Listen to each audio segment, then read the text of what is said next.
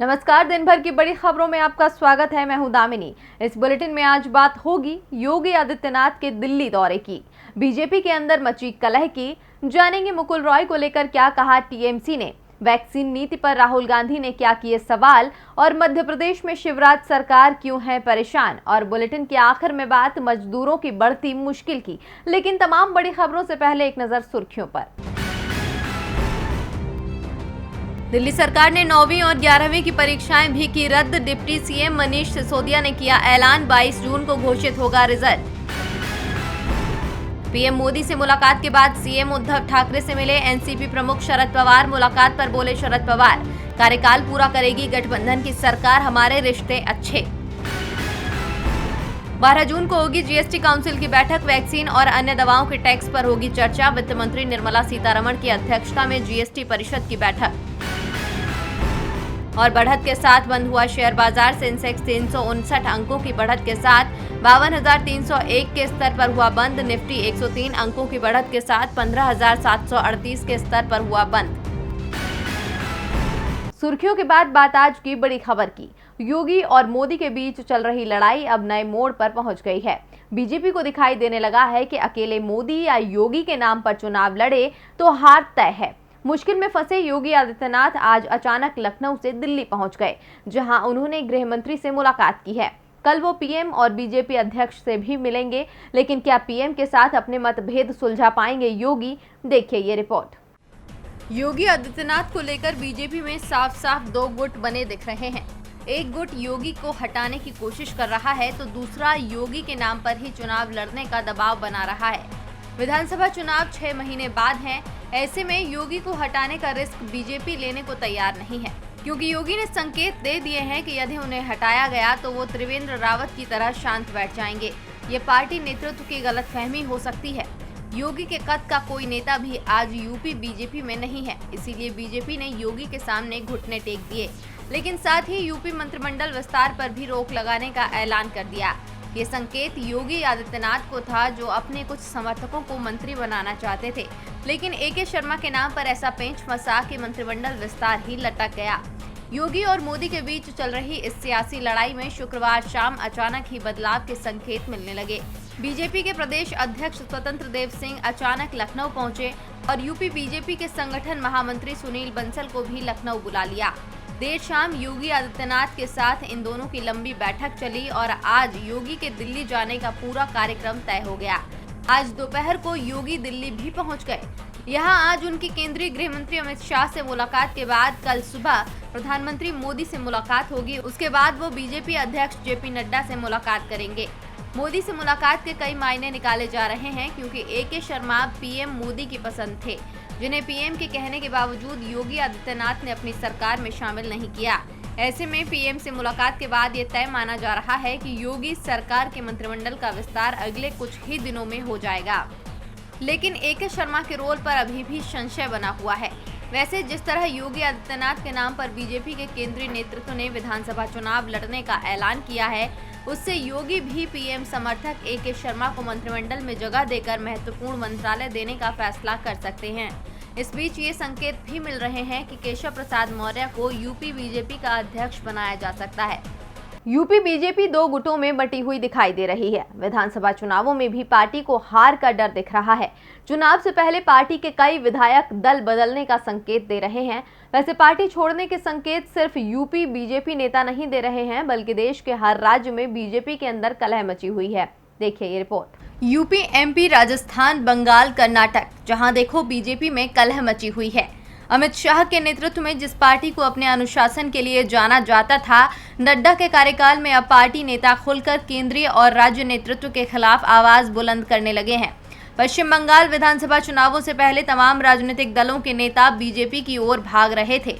अब चुनावों के बाद वो बीजेपी से ही भागने लगे हैं।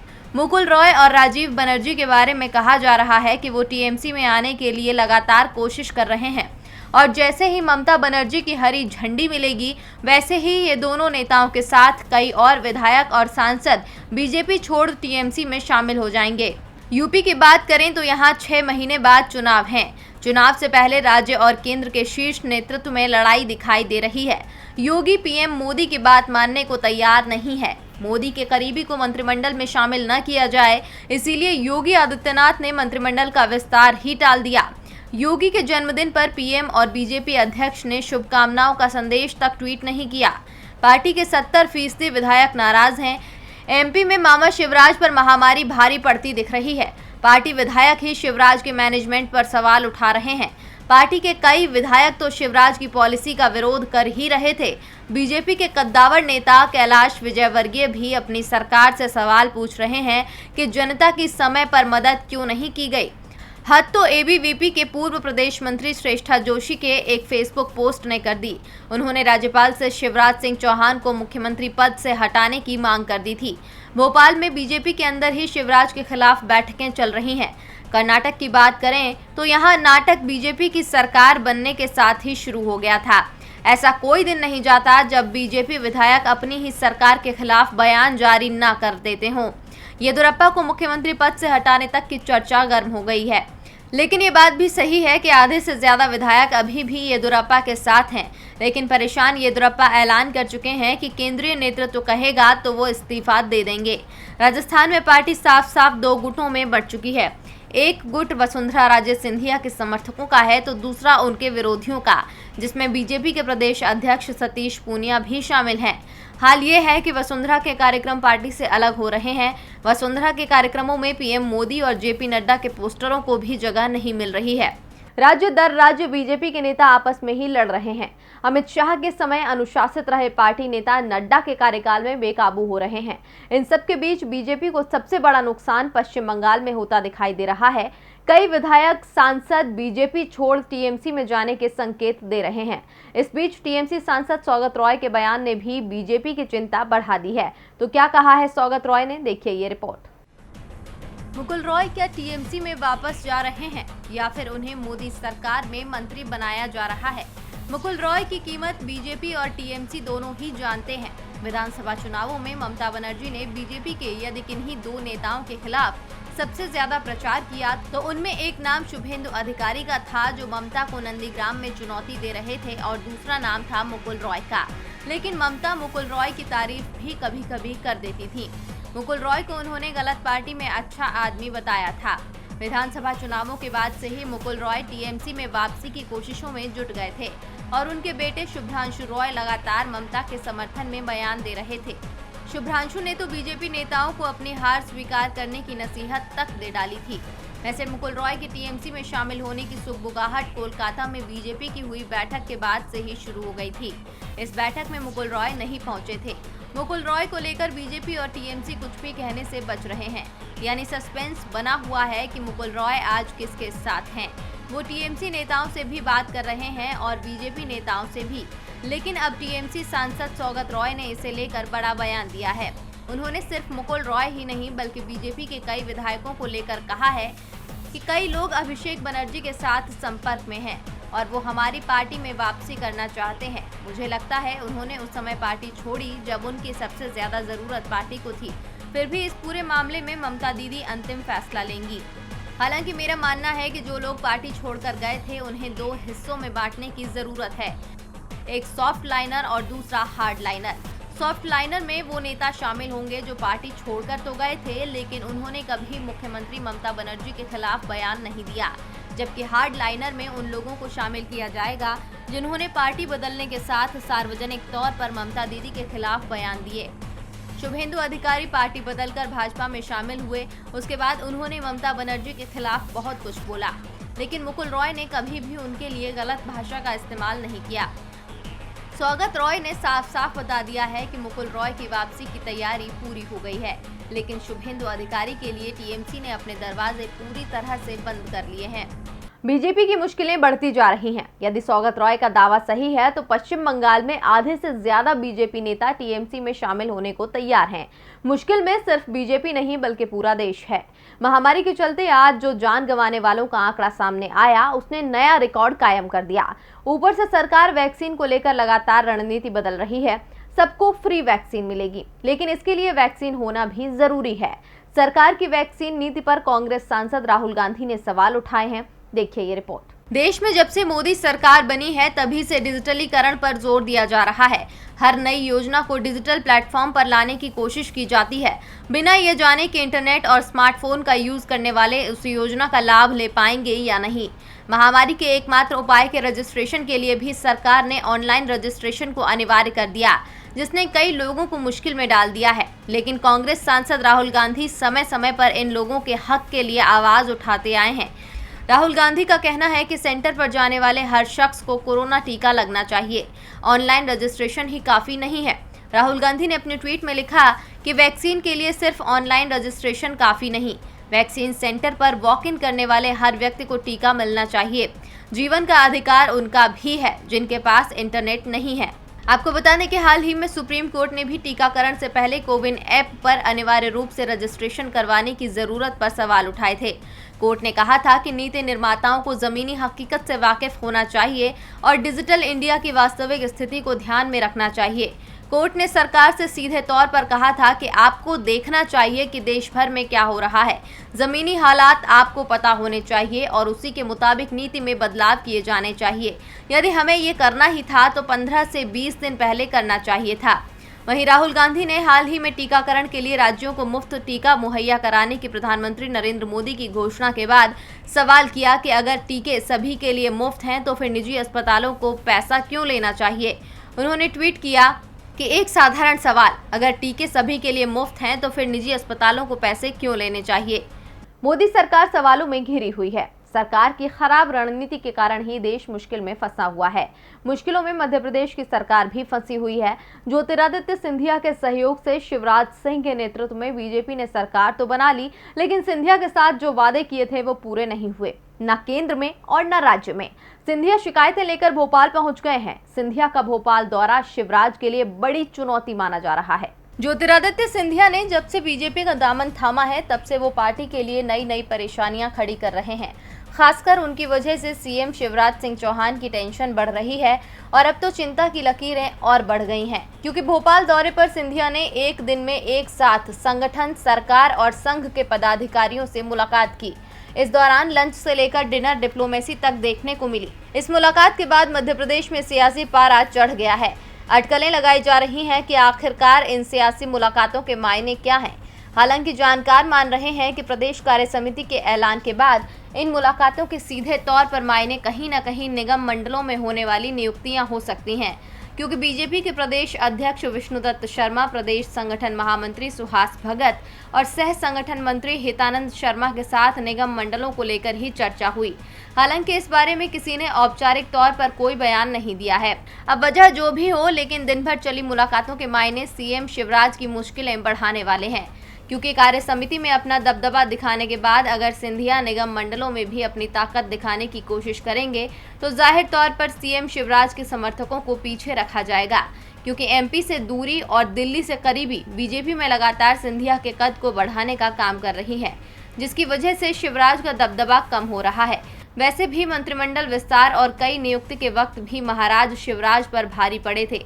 अगर ऐसा चलता रहा तो कहीं शिवराज बैक सीट पर शिफ्ट ना हो जाए। खैर, ये तो आने वाला वक्त ही बताएगा कि सूबे की सियासत में ऊंट किस करवट बैठता है। शिवराज की मुश्किलें बढ़ी हुई हैं। सिंधिया उनके लिए परेशानी बनते जा रहे हैं, लेकिन राजस्थान सरकार के लिए सचिन पायलट का नरम रुख राहत की खबर बनकर आया है। पायलट ने केंद्र सरकार की नीति पर सवाल उठाते हुए साफ साफ संकेत दे दिया है कि वो बीजेपी के खिलाफ मजबूती से खड़े हुए हैं। इस बीच कांग्रेस ने भी पायलट की मांगों पर विचार शुरू कर दिया है। देखिए ये रिपोर्ट। कांग्रेस इस वक्त बड़ी अंतर्कलह से जूझ रही है। पंजाब से लेकर राजस्थान और उत्तर प्रदेश तक दिग्गज नेता ही हाथ की ताकत को कमजोर बनाने में जुटे हैं, लेकिन कांग्रेस भी लगातार कलह को सुलह में तब्दील करने की कोशिश कर रही है। कांग्रेस अब पंजाब वाला फॉर्मूला राजस्थान में भी अपनाने वाली है, क्योंकि सिद्धू की तरह पायलट पार्टी की परेशानी को बढ़ाते जा रहे हैं। दरअसल सचिन पायलट के हाल में दिल्ली जाने वाले बयान के सामने आने के बाद अब प्रदेश की राजनीतिक सरगर्मी बढ़ गई है। सियासी हलकों में जहां हर एक चीज के मायने निकाले जा रहे हैं, वहीं सियासी कयासों और चर्चाओं का सिलसिला भी शुरू हो गया है। प्रदेश में अब एक बार फिर से मंत्रिमंडल फेरबदल और विस्तार को लेकर कयास लगना शुरू हो गए हैं। ऐसे कयास लगाए जा रहे हैं कि पायलट खेमे को संतुष्ट करने के लिए अब जल्द ही मंत्रिमंडल फेरबदल और विस्तार किया जा सकता है। जून अंत में या जुलाई महीने में मंत्रिमंडल फेरबदल की बात कही जा रही है। इस फेरबदल में जहां कई मंत्रियों के महकमे बदलने की बात हो रही है, तो कई नए चेहरे भी मंत्रिमंडल में शामिल हो सकते हैं। गहलोत मंत्रिमंडल में अभी 9 पद खाली हैं। माना जा रहा है कि मंत्रिमंडल विस्तार में अब की बार पायलट खेमे का दबदबा देखने को मिलेगा। उधर मान मनोवल की कवायद के बीच सचिन पायलट प्रदेश कांग्रेस कमेटी की वर्चुअल बैठक में शामिल हुए। पायलट के इस बैठक में शामिल होने के भी मायने निकाले जा रहे हैं। ऐसा माना जा रहा है कि पायलट जो मैसेज देना चाहते थे वो दे चुके हैं और अब घटनाक्रम को यही खत्म करना चाहते हैं। आला कमान से समय लेकर मुलाकात भी की जा सकती है। अब देखना होगा कि इस नरम तेवर के बाद पार्टी का क्या रुख रहता है। और बुलेटिन के आखिर में बात घटते रोजगार की। महामारी की दूसरी लहर ने देश में इस कदर कहर बरपाया कि अर्थव्यवस्था की बुनियाद ही हिलाकर रख दी।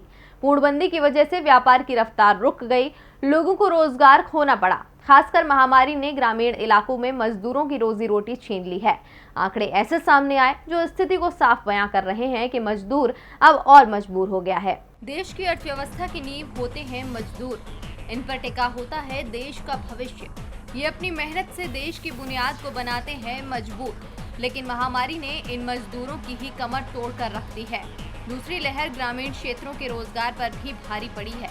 महात्मा गांधी राष्ट्रीय ग्रामीण रोजगार गारंटी योजना यानी मनरेगा के तहत 1 साल के अंदर रोजगार में 48% की बड़ी गिरावट आई है। मई 2020 में जहां योजना के तहत 50 करोड़ 83 लाख लोगों को काम मिला था, वहीं अब ये संख्या घटकर 26 करोड़ 38 लाख रह गई है।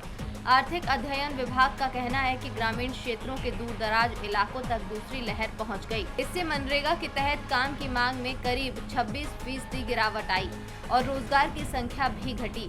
इसके अलावा पश्चिम बंगाल और उत्तर प्रदेश जैसे बड़े राज्यों में चुनावों की वजह से ग्रामीण क्षेत्र की नई परियोजनाओं पर रोक लगानी पड़ी और इसका रोजगार की संख्या पर असर पड़ा।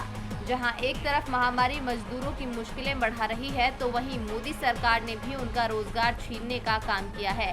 केंद्र ने 2021-22 के लिए मनरेगा योजना को 73,000 करोड़ रुपए दिए हैं, जो पिछले वित्त वर्ष में आवंटित कुल राशि से 34.52% कम है।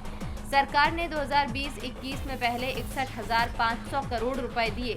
सरकार के इसी रवैये को लेकर उसकी आलोचना हो रही है। भारत के प्रमुख सांख्यिकीविद प्रणब सेन का कहना है कि महामारी का जोखिम पिछले साल भी था और इस साल भी है। हालांकि सरकार इस बार 2020 जितनी गंभीर नहीं दिख रही। ग्रामीण क्षेत्रों की हालत सुधारने के लिए मनरेगा को मजबूत बनाने की ओर ध्यान नहीं दिया जा रहा है। अब जब देश में स्थिति ऐसी है, तो मोदी सरकार के खिलाफ आवाज उठना तो लाजमी है, लेकिन सवाल उठता है कि कब तक देखती रहेगी मोदी सरकार और कब तक मजदूरों से छीना जाएगा रोजगार। और दिन भर की बड़ी खबरों में मेरे साथ इतना ही। देखते रहिए DB लाइव। नमस्कार।